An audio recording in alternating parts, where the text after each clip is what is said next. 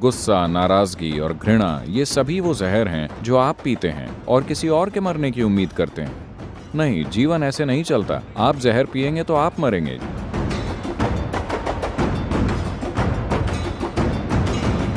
Sir, जब कोई हमारे साथ कुछ गलत करता है या कोई गलत व्यवहार करता है तो हमारे मन में दुश्मनी और नाराजगी होती है। अरे, हमें मुकदमा दायर करना चाहिए।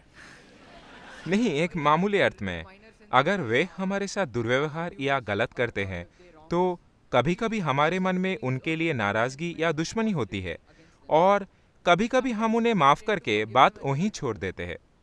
तो मेरा सवाल है, हम एक लकीर कहाँ खींचे ताकि गलती करने वालों को उसकी गलती के लिए जिम्मेदार ठहरा सके, और उसे हमें कब माफ करना चाहिए और कब बात वहीं छोड़ देनी चाहिए, यही प्रश्न है। देखिए, बात दूसरे इंसान की नहीं है। आपको दो में से एक चुनना है।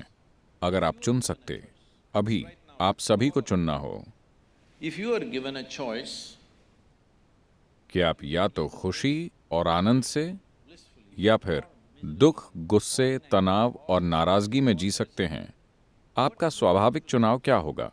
आप चुन लीजिए, मैं आशीर्वाद देने वाला हूं। what is your natural choice?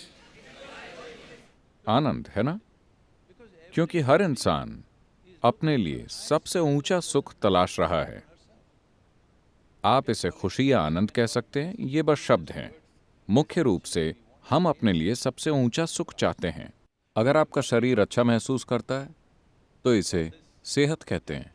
अगर वो बहुत बहुत अच्छा महसूस करता है तो उसे सुख कहते हैं। अगर आपका मन सुखद हो जाए तो इसे शांति कहते हैं। अगर वो बहुत सुखद हो जाता है तो उसे खुशी कहते हैं। अगर आपकी भावनाएं मधुर हो जाएं तो इसे प्यार कहते हैं। अगर वो बहुत मधुर हो जाएं तो इसे करुणा कहते हैं। अगर आपकी जीवन ऊर्जाएं ही सुखद हो जाएं तो इसे आनंद कहते हैं। अगर वो बहुत सुखद हो जाएं तो इसे परमानंद कहते हैं। और अगर आसपास का माहौल सुखद हो जाए तो हम इसे सफलता कहते हैं। सिर्फ आसपास का माहौल सुखद बनाने के लिए आपको इन सभी लोगों का सहयोग चाहिए, क्योंकि बाहरी स्थिति बनाने में कई ताकतें शामिल होती हैं।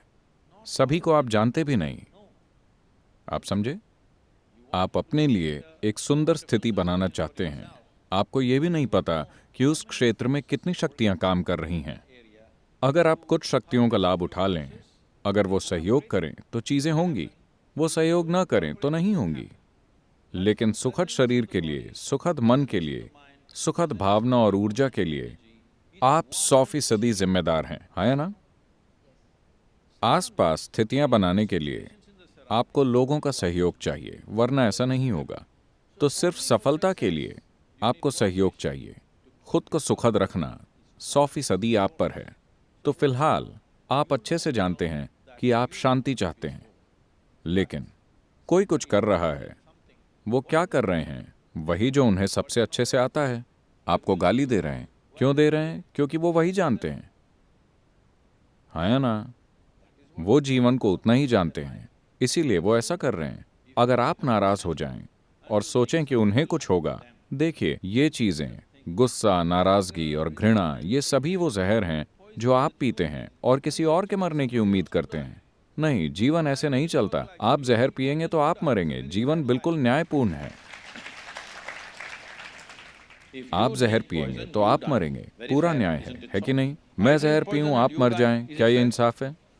तो जो लोग गुस्से, नाराजगी और घृणा में हैं, वो यही कर रहे हैं। वो जहर पी रहे हैं। जहर शब्द का प्रयोग मैं नैतिकता के अर्थ में नहीं कर रहा।